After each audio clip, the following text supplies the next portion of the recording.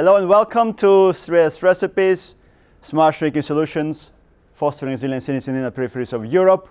This is the final conference of a 3-year-long project. We are recording this event for posterity and also for the viewers at home, 12 months from now, who will be bored of TV repeats and Netflix series, and then they will reach this video recording of our project event. I'll talk. We got a bit more time today for each of the presenters who've been courageous enough to turn up in the midst of this coronavirus pandemic. So I'll tell a longer story of how we've reached this stage in a sort of academic research points of view, and why this project has been what it is. So my particular story of doing research on shrinking cities that are losing population or have suffered some population loss, which I think is very prominent topic and growing discussion today. My story starts with the city of Glasgow. After I finished my doctorate, my first job was a research fellow at the University of Glasgow, working with Ivan Turok. Ivan is definitely listening to this now.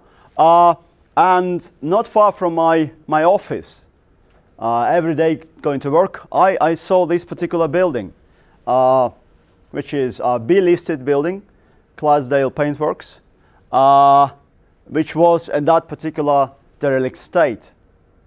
And that brought me to think about not just urban growth, which everybody was concentrating on, but also urban decline, and especially how population change and population decline manifests itself not just in economic trends, but also in the built environment.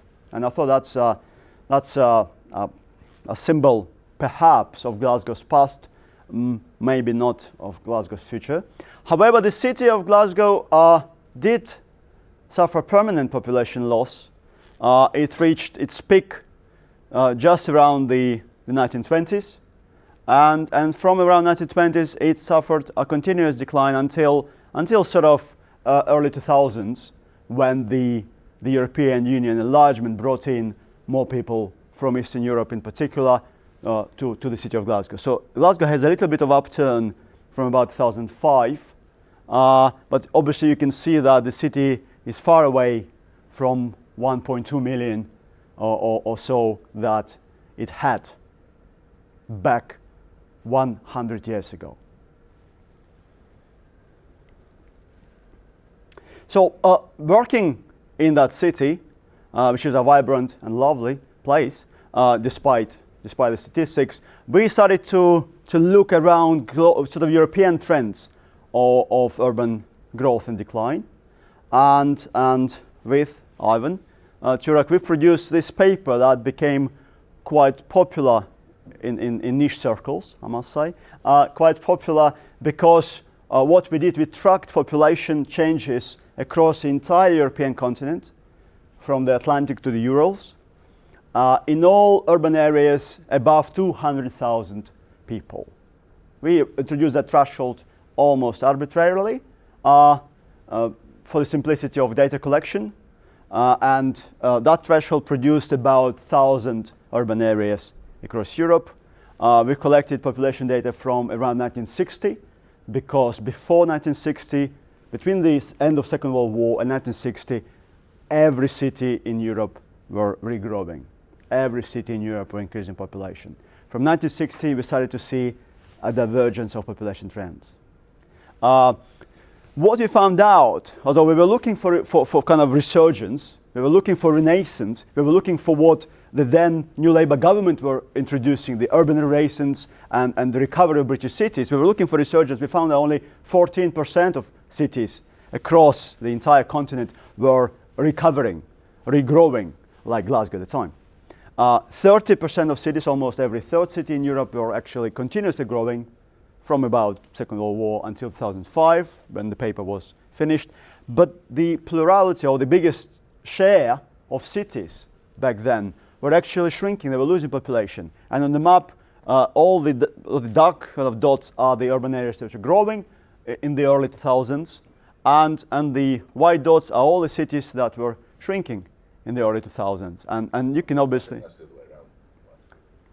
the growing ones are dark dots, Really? and the white ones are shrinking ones. Okay. Yeah. So as you can see, the white shrinking dots are primarily sort of east of Berlin. Yeah, a lot of mostly Eastern European countries, and most of the dark dots are kind of Western Europe. So we decided then, with a group of colleagues who got interested in these trends, to sort of zoom in into some of the cities and see what's actually happening on the ground. It's nice to see kind of the big picture, but you need to zoom in into a smaller picture. And with the European Union funding, that was the Framework Program 7, FP7 project, for 3 years with colleagues at the UFZ in Leipzig, Environmental Research Center in Leipzig, and also colleagues across Europe. We studied a number of urban areas. We studied Liverpool, we've studied Genoa, we've studied Leipzig and Halle, we've studied Ostrava in Czech Republic, Bytom and Sosnowiec across the border in Poland, Timisoara in Romania, and we studied Donetsk and Makiivka in eastern Ukraine. All shrinking cities. Some were recovering at the time, 2009, 2012. Some were continuously declining, continuously losing population. So we've done some initial analysis of those cities and what manifestations of urban decline were there. And we've done some support, some interest from local stakeholders and regional governments. In particular in Poland, we had a very big conference back then in Katowice with a lot of regional and local authorities from Upper Silesia and Silesian region. We had a lot of interest obviously from Germany, and German scholars has been, of course, pioneers of urban shrinkage studies, because they were the first to experience an incredible population loss after the reunification of Germany, when millions of people went to find jobs in the West. And of course, we've had a very good also turnout in Genoa with Italian stakeholders. We had not so much popularity among some cities in Donetsk and Makiivka, for example. We had some kind of success with stakeholders, but a lot of cities did not want to be grouped as shrinking cities, because local authorities, mayors, would like to be associated with growth. They would like to claim that they are a growing city, they are a vibrant economy, and they are kind of going from strength to strength. Despite all the usual statistics, population that you can throw at them, there is still that kind of interest in avoiding being stereotyped as a declining city. So doing the research in these 10 cities originally, we've tried to sort of start to conceptualize, try to find the drivers of shrinkage. We've gradually understood that population decline and shrinkage as a term to be used as a sort of a more politically sensitive and more politically neutral term rather than decline. So shrinkage is a sort of non-single process, and also it is quite a peculiar beast, because it manifests itself in different ways, but also it's driven by sometimes very different trends and different drivers. It has, in some places, it is associated with economic decline and deindustrialization and job-related out-migration, when the industries of the old shut down and people looking for jobs elsewhere. A similar story across a lot of cities in the Northern Hemisphere. And potentially coming back to us. Also, population decline is driven in some places by actually growing wealth and prosperity of local population. The middle class families move out of cities to the kind of rural and suburban areas, and that change in the settlement pattern drives the shrinkage in the urban core, different from economic decline story. And of course, we have places, and this is primarily a pan-European story, in which we have surplus of deaths over births. We have low or extremely low fertility rates across any European country, in every European city. And now, of course, we have problems of aging.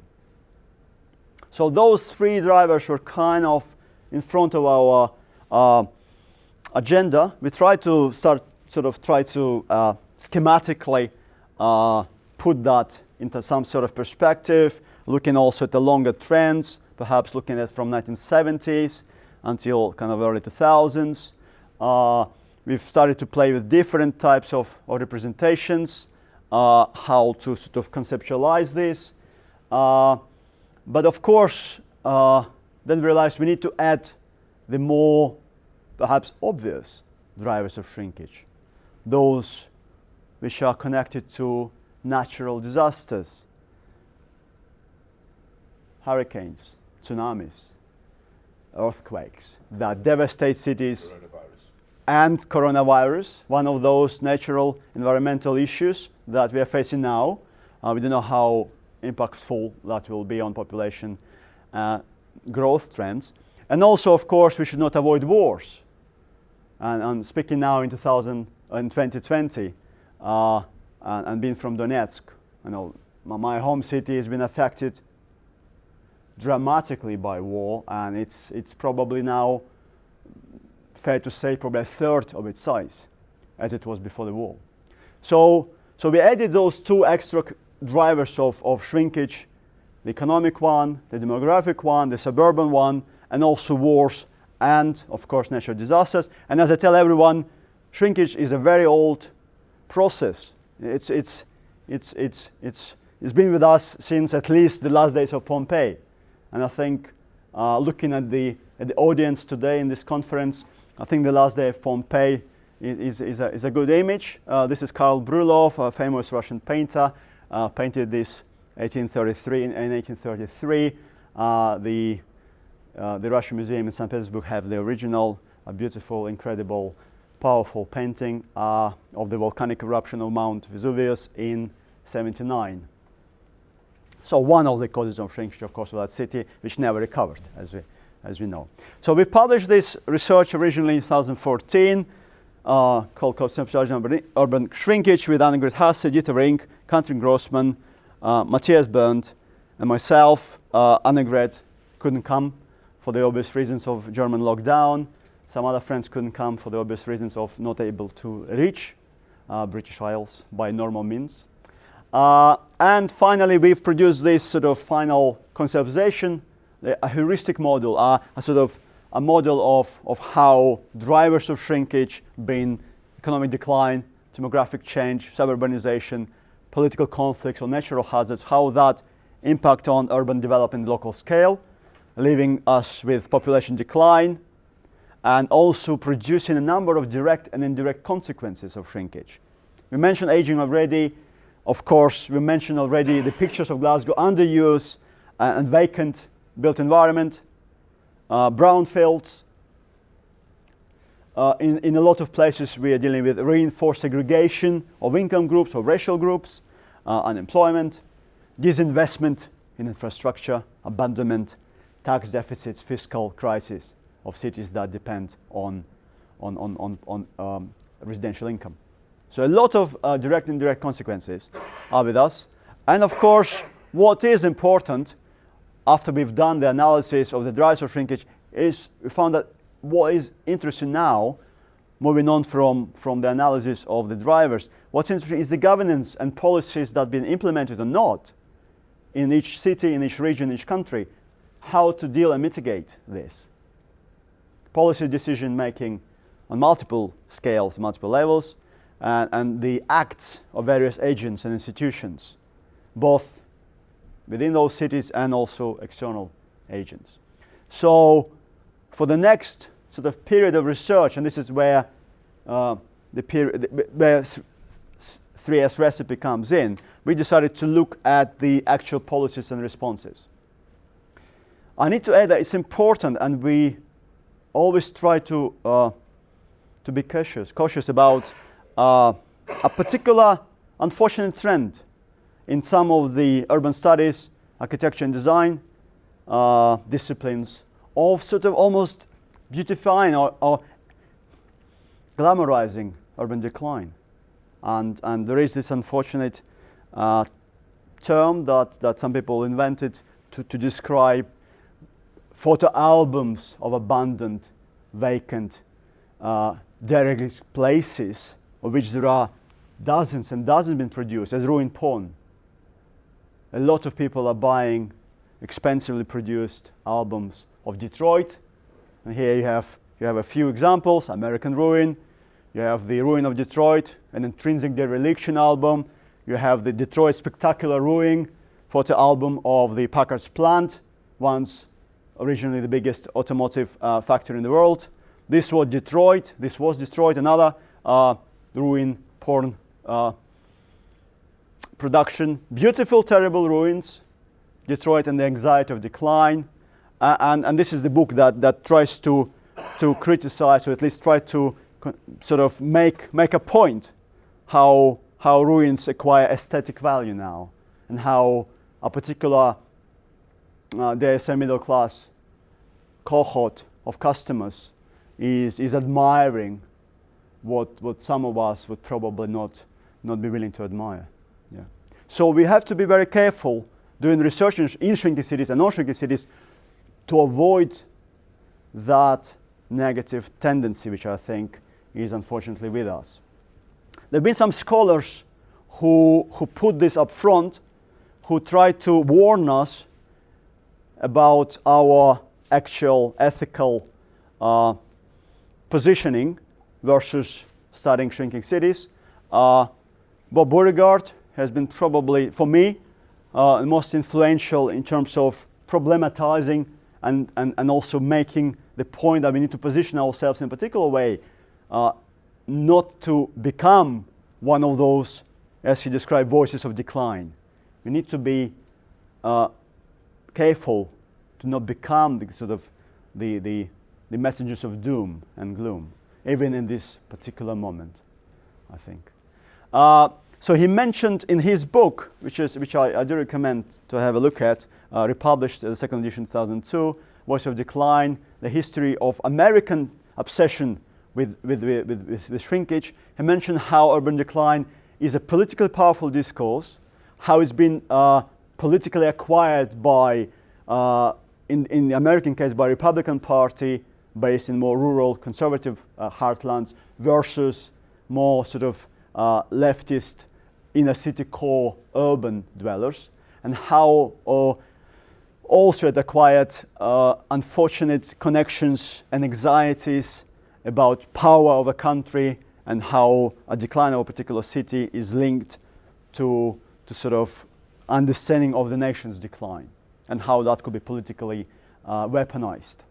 So Bob Beauregard has been quite good in telling us and warning us about our own responsibilities in this. So here we come to the project that has been running for 3 years, from March 2017 until March 2020, which is today, and we try to unpack and uncover and reveal a somewhat different identity of shrinking cities that we've chosen, cities that are now castigated, left behind, places that don't matter, all those quite horrible labels that mass media have produced recently and attached to various places in northern England, in Wales, in Scotland, in Northern Ireland, and across Europe now, places which are kind of abandoned by the national power holders and now need to be sort of rekindled. So we try to actually look at those particular cities, and we've chosen 7 cities, and look at actually what's been happening in them, what they've tried to be doing for the last at least 20 years, how those cities and the local stakeholders and local residents, local businesses, local politicians, they say, how they've been dealing with the problems of population decline and what they've got to show. So our idea was to, and our sort of philosophy has been that learning from experience of the cities that once were on the edge of an abyss but have bounced back to life, and that by sharing the key ingredients of the success across Europe and beyond, we might help as many shrinking cities as possible to adapt, to transform, and help themselves to thrive in the face of continuously changing and often dramatically changing circumstances. They put the dramatically changing circumstances in 2017 before even the coronavirus outbreak. So I think we were slightly ahead of time. We had a fantastic group of people working with us. We had partners in France from École Normale Supérieure, geographers from French elite school, working on the city of Le Havre in Normandy. We had people, geographers and planners from the University of Amsterdam, working on the city of Maastricht in the Netherlands. We had geographers from the University of Lodz or Łódź in Poland, working on their home city of Łódź. We had a creative agency, an artist collective in Stoke-on-Trent, working in their home city. We had people from Western University of Timisoara, sociologists, urban sociologists working in Timisoara, and also with the help of the local non-governmental organization that deals with inter-ethnic dialogue and integration of various ethnic and also migrant communities in Western Romania. We had planners and engineers from the University of Porto working in their home city. And also we had a number of economic geographers from originally University Technology of Izmir and also from Middle East Technical University, who, despite the adversity of not being able to travel outside of Turkey because their passports were confiscated by the Turkish government after the botched coup attempt in 2016-17, they still managed to do the research on their homes on the city, shrinking city in Turkey, which is called Zonguldak. Zonguldak is here for those viewers at home who might struggle to find it on the map. So Zonguldak is on the Black Sea coast of Turkey. Timisoara is in West Romania. Łódź is actually very central in Poland, but it is not far from Warsaw, so there is a growth shadow effect influencing there. Maastricht is a very small enclave of Limburg province, almost within Belgium, but it is in Netherlands. Stoke-on-Trent is in central England.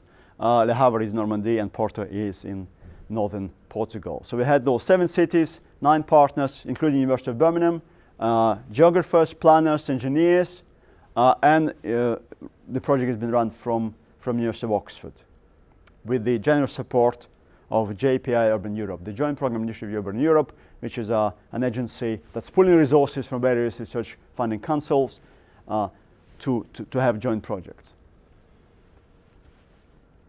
We've structured the research in such a way that we would address those 3 major drivers of shrinkage.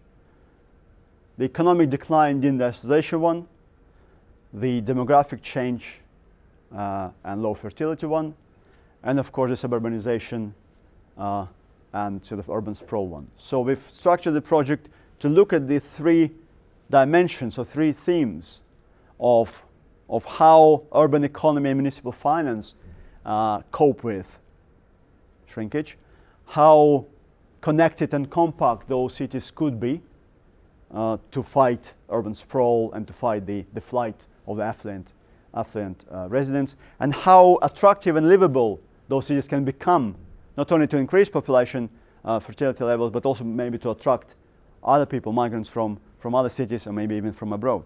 So those 3 themes, 3 major drivers of shrinkage, will tackle through different, those 3 particular themes that we looked at.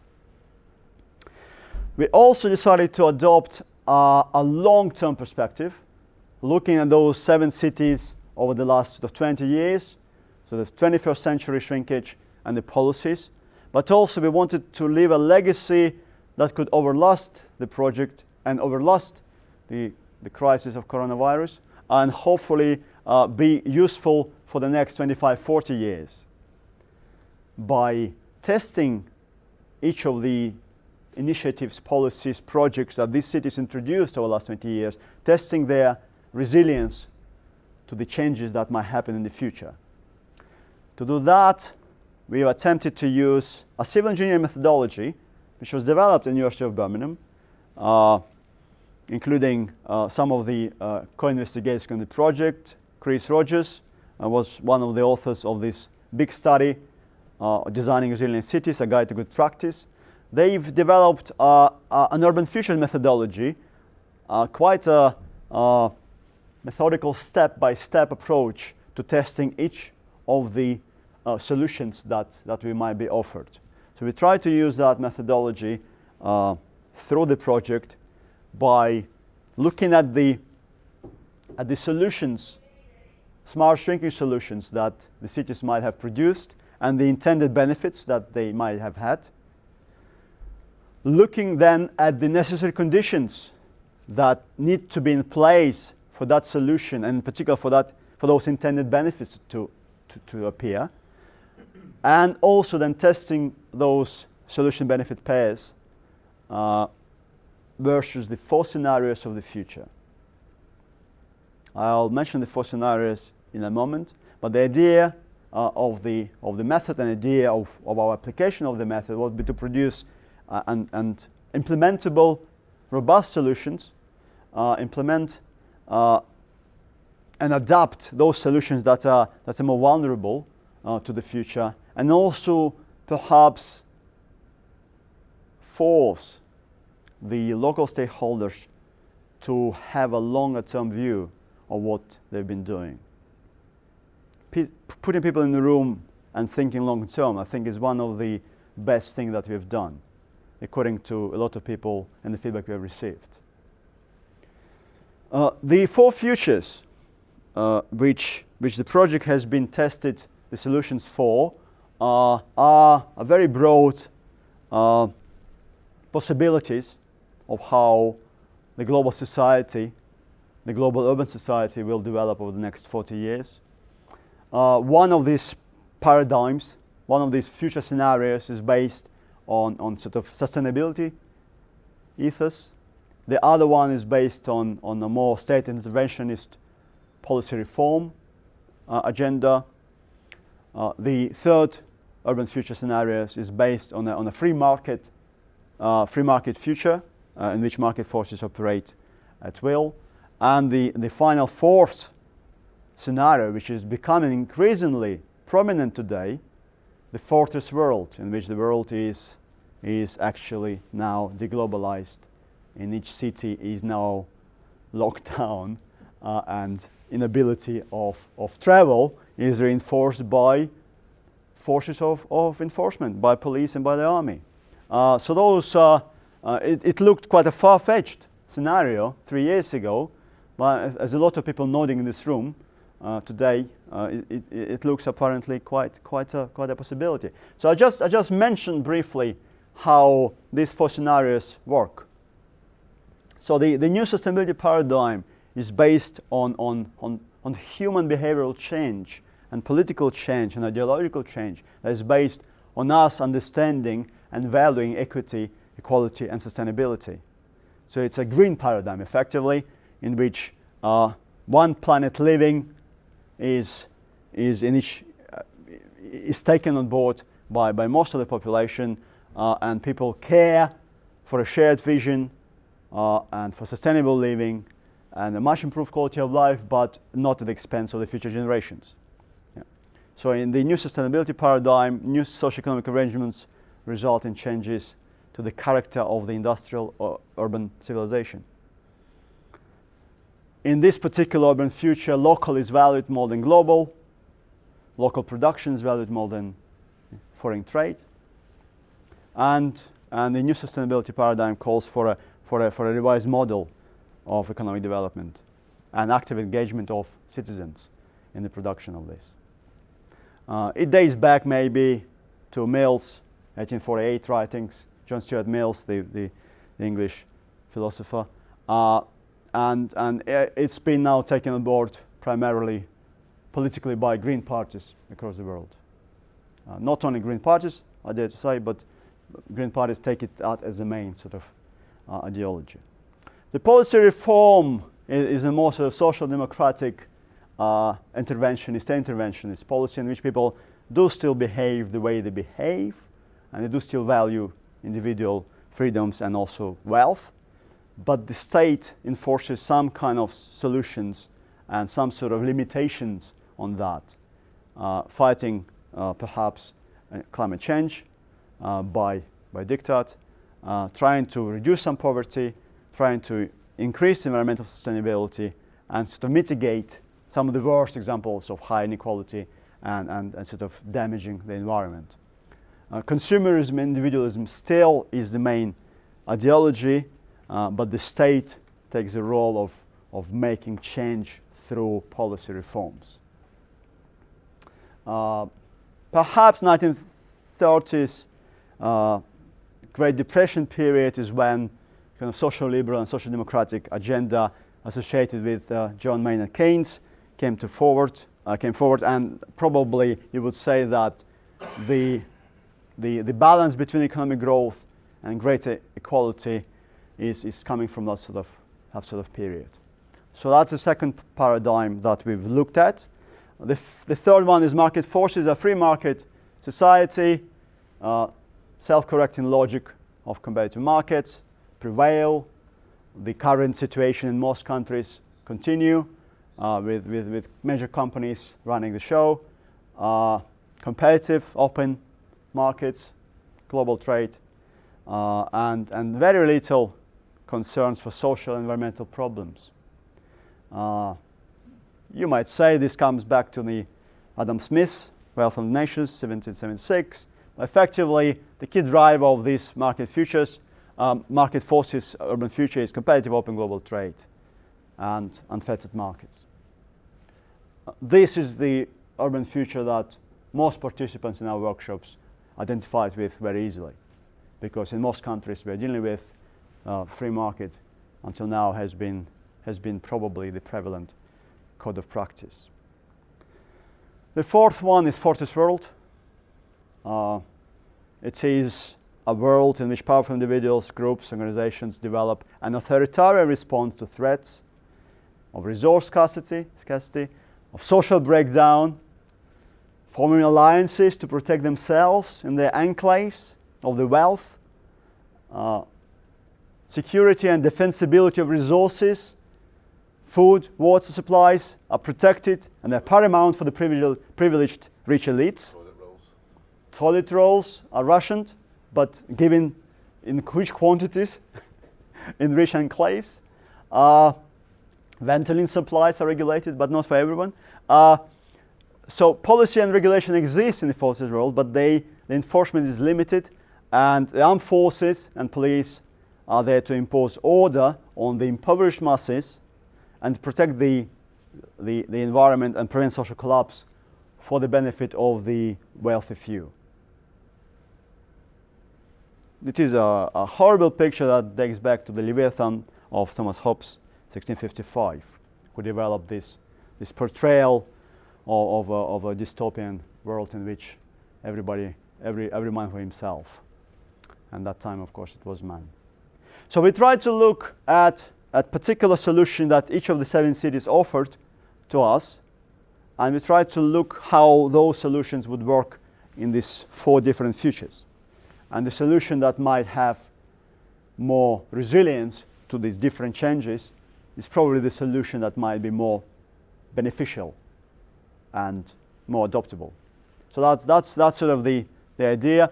The original Urban Futures methodology has been based on an interactive tool, online technique in which you go through all the steps methodically by putting up identifying every sustainability solution and its intended benefits at step 1, then looking at the necessary conditions for that solution to be implemented. Then at step 3, looking how we can determine the performance of these necessary conditions in the future. Then at step 4, we have to determine the resilience of the sustainability solution benefit pair to future change. And when we determine that, then we look at our options, so whether we adopt this particular solution because it is good. Maybe we are looking at changing a particular solution in light of all these steps, and maybe we can abandon this particular solution because it's not really resilient to the changes that we have. In our case, the British case study was based on the city of Stoke-on-Trent, which is becoming a really a hotbed of creative arts and designers.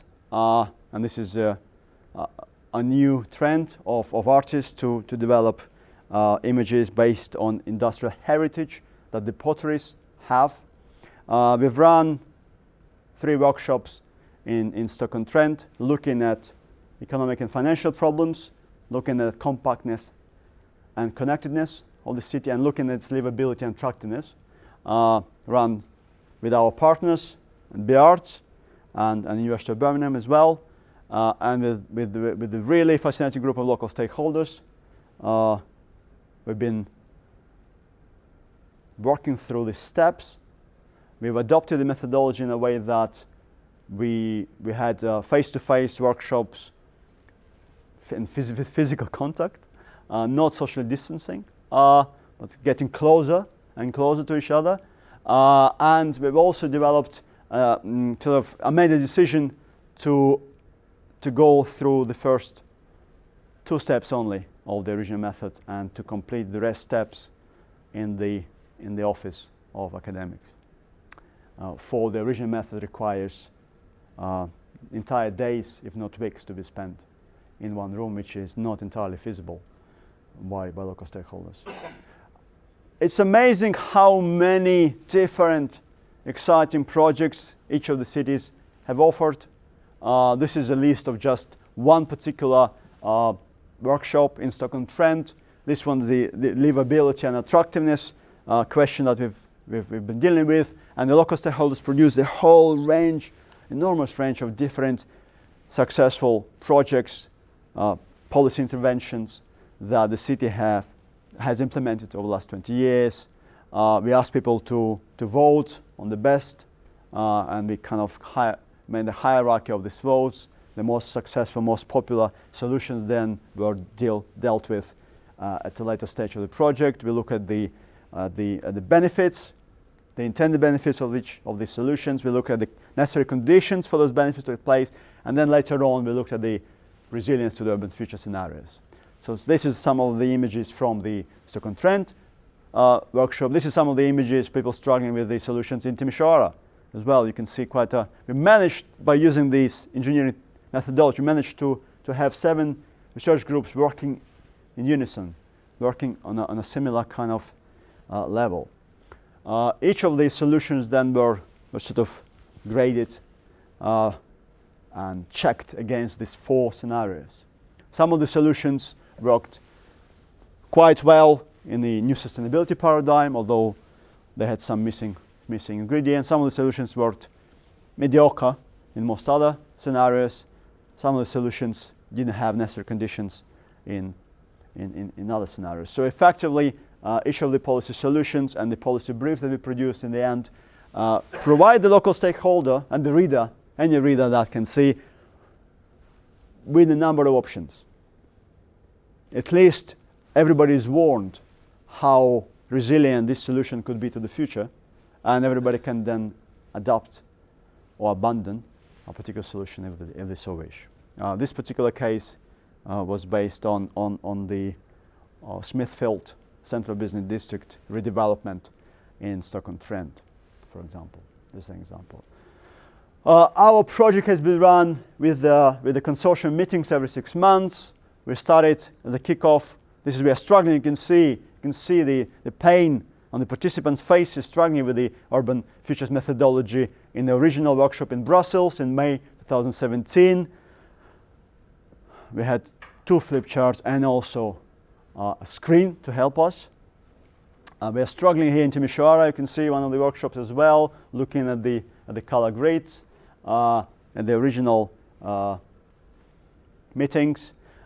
Second meeting after Brussels, we went to city of Łódź, and this is some of the participants of that meeting in Łódź.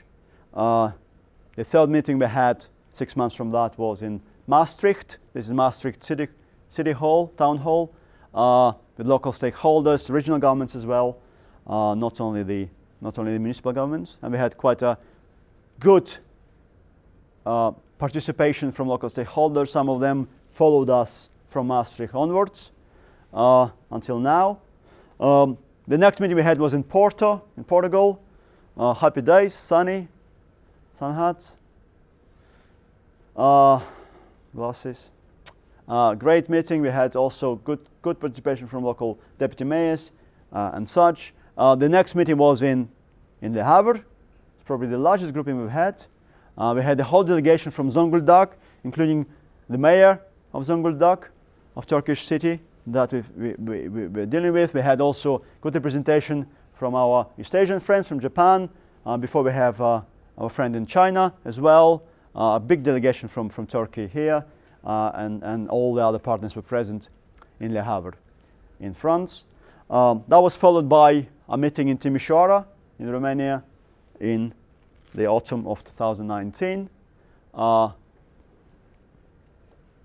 And that journey kind of took us to Birmingham and Stoke-on-Trent now 17th of March. So the idea is that what we try to achieve is to know and to learn how a shrinking city of relatively modest size, 200 to 600,000 people, located always in a peripheral position vis-a-vis the nation capitals or bigger cities, how they could rebuild a growing economy, how they could sort of solidify its financial fiscal base, municipal finance base.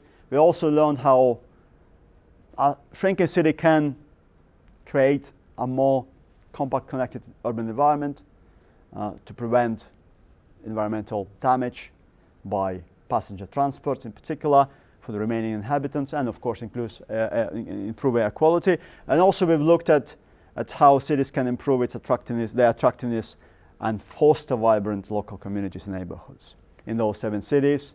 For this final event, we've produced 22 policy briefs, 3 policy briefs of 3 smart shrinking solutions for each of the 7 cities, with Stoke-on-Trent having 4 policy briefs because the local stakeholders could not hold to the best solution, so we have 2 best solutions for urban attractiveness.